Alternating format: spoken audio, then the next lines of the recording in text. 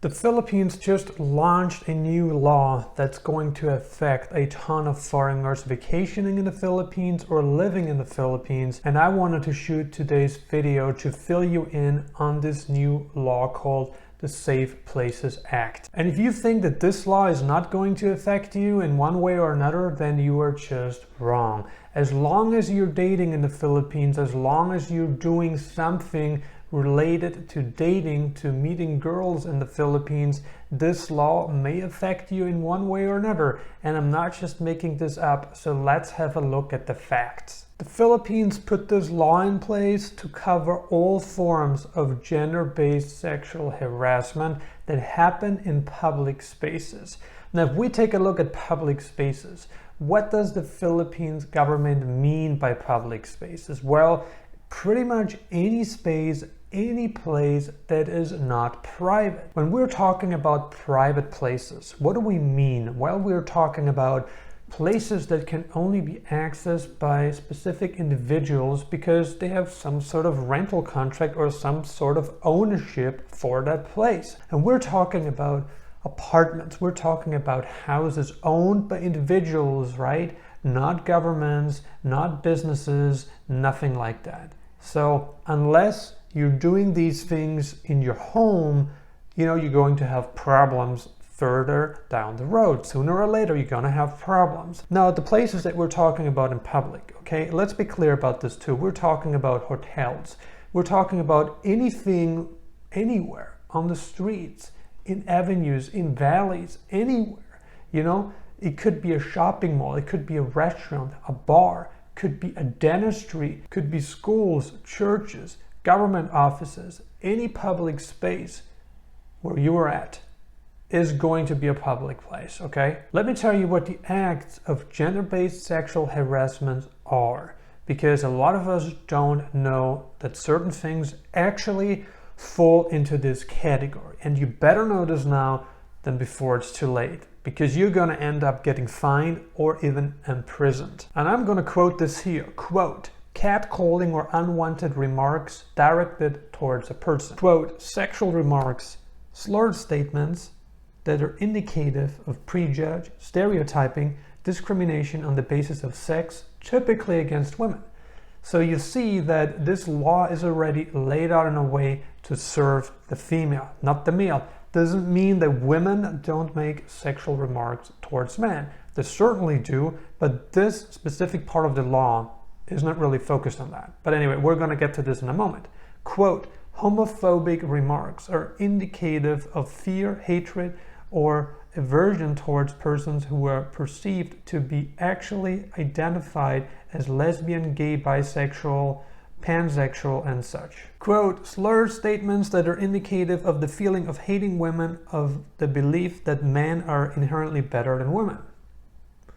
Quote, transphobic remarks or slurred statements that are indicative of fear, hatred, or aversion towards persons whose gender identify and or expression do not conform with their sex assigned at birth. There's a lot of other things that fall into this equation as well. You can't be requesting personal details from a person. It doesn't matter what way you're doing that. If you're doing it, it falls into the gender-based sexual harassment category. You also can't be making any persistent, uninvited comments on a person's appearance. Neither is public masturbation allowed. I mean, this is kind of very obvious that that shouldn't be allowed. Any type of advances, be it verbal or physical, are a big no-no right now. As well as telling of sexual jokes. That's another big no-no. And stalking or conduct directed at a person involving the repeated visual or physical proximity. Now here we have the whole set of things that you can no longer do in the Philippines. I mean, some of these things you would think are definitely common sense that you shouldn't do that. You shouldn't make ongoing advancements towards a woman if you know that she's not interested in you, because that's definitely not okay. No matter what culture we're in, you don't do that. Neither should you be masturbating publicly, and certain other things too. You can't just approach a woman and start touching her. That's just a big no-no. You can't do that. But then there's certain things that are kind of harsh in my opinion, because it kind of prevents the man from going ahead and starting the conversation with a woman. I mean, how do you talk to a woman in public if you're not even allowed to do it anymore, if you're not even allowed to try it anymore? You're not going to meet a woman in your apartment. You're not going to meet a woman in the house that you're renting. You just aren't. The only way to meet a woman, and actually I forgot to mention before that this also applies to online spaces. So if you're dating in the Philippines, if you're on Tinder, if you're on Badoo, if you're like on whatever Cupid, it doesn't matter if you're on any local dating site and you happen to be in the Philippines, and you should not fall in line with this act, then you're going to be in trouble as well. So it doesn't just apply to anything done publicly. It applies to anything done via the internet as well. So you really have to consider now carefully what you're going to do, because I'm going to tell you about the punishment here in a bit, about the fines, and also, the jail time that you could potentially get when violating such laws. And what you really want to think about is the Philippines still the right place for me to go? Because a lot of you guys, you just want to go to the Philippines today, right? You want to hook up with women. You want to have it easy. You want casual dating. You don't want a serious relationship. Or you just want to play around all day long. Doesn't matter. But those things, if you wanted to do those things, then you better be careful right now, because as I just outlined, those acts are no longer acceptable in the Philippines. All right, let's talk about the fines, because that's where things are getting interesting and also painful. For the first verbal offense, okay, you're looking at 12 hours of community service, inclusive of gender sensitivity training, and a 1,000 Philippine peso fine. That's if it's a verbal violation. Not a big deal, you would think. Yeah, you got to put in some time, you got to pay a 1,000 peso fine, not a problem. But it continues. For the second offense, imprisonment of 6 to 10 days. You're looking at jail time, 6 to 10 days, and a 3,000 Philippine peso fine. The fine is usually not the problem. Who wants to go to jail? Not a lot of people do. For the third offense, imprisonment of 11 to 30 days, and a 10,000 Philippine peso fines.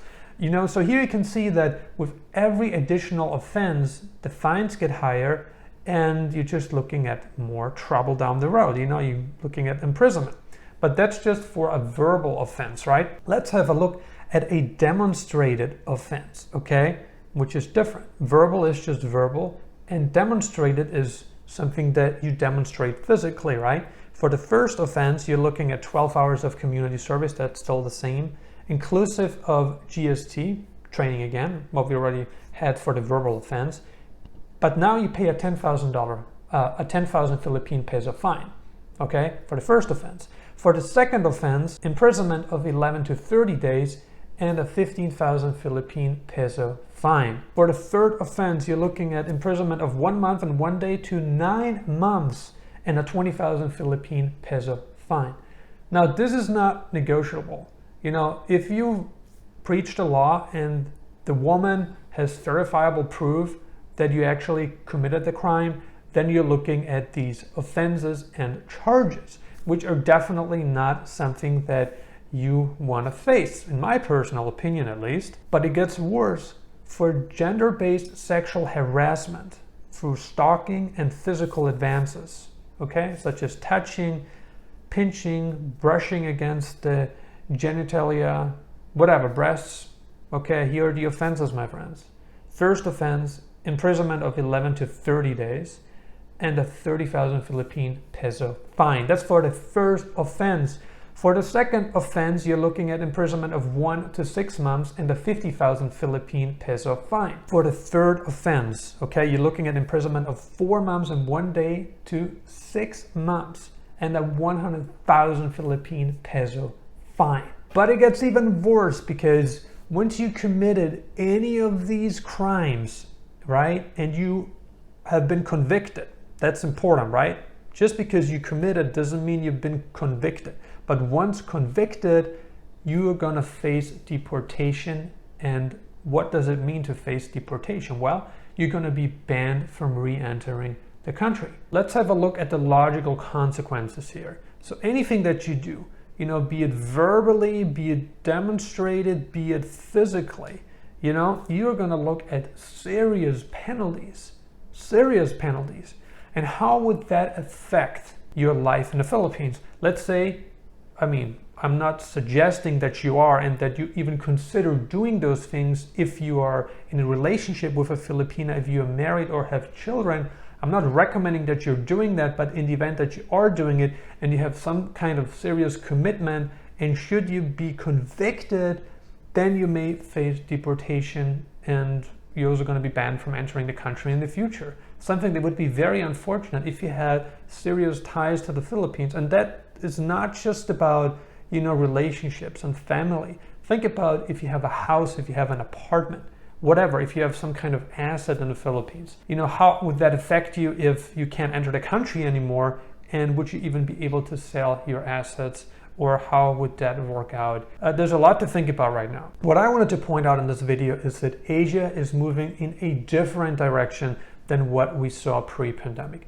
Asian countries right now, they have really developed an anti-foreigner mentality. And look, I'm not saying that these penalties are not justifiable. Some of them are justifiable, especially if it's anything physically or demonstrated. You got to be really careful with this stuff in most places that you're in. But the problem here is that a lot of women are going to abuse that. Why are they going to abuse it? Well, because the Philippines is a poor country. And because it is a poor country, you're going to have a lot of women that are desperate for opportunities. There's a lot of opportunistic women in the Philippines. And not just the Philippines, in many poor countries where women just don't really have any other option to make a good amount of money other than this. They really outlined that these laws apply, for men. And they also pointed out foreign men living in the Philippines. From what we know from other countries is that most of the times men are going to be charged for such crimes.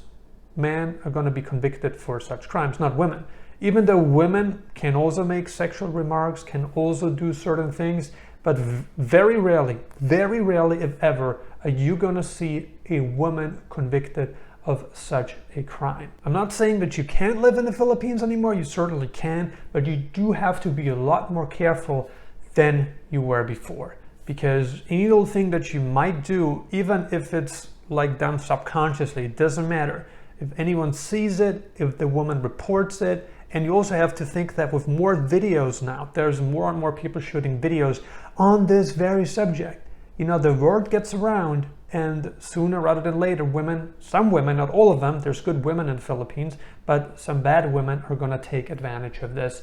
And again, it's about the opportunity. Is it still worth living in the Philippines? And what do you think about this new gender-based sexual harassment act? Consider subscribing if you haven't already. I'm uploading new videos on digital nomad locations, travel updates, visas, crypto advice, and business advice several times a week right now. I highly recommend that you grab a free copy of my ebook, Nomad Elite, The Insider's Guide to Retaining a Life of Freedom. All you need to do is click on the link below the video. And if you got some more time left, check out these videos. Thank you for watching.